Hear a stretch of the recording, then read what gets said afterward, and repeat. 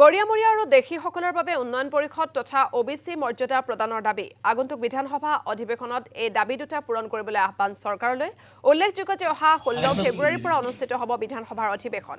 চৰকাৰে গৰিয়ামৰীয়া আৰু দেশী জনগোষ্ঠীক এতিয়া OBC মৰ্যাদা তথা উন্নয়ন পৰিষদৰ দাবী পূৰণ কৰে নে নকৰে সেয়া হ'ব লক্ষণীয় অসমৰ ভিতৰত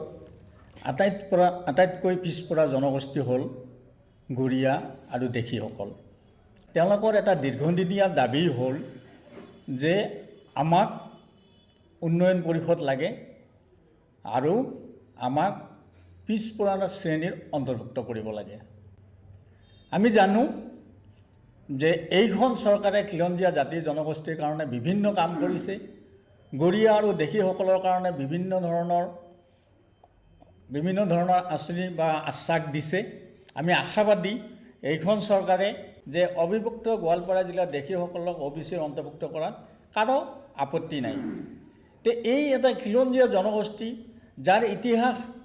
1000 বছৰ আগৰ পৰা আৰম্ভ হৈছে যি জনগোষ্ঠী অসমৰ খিলঞ্জীয়া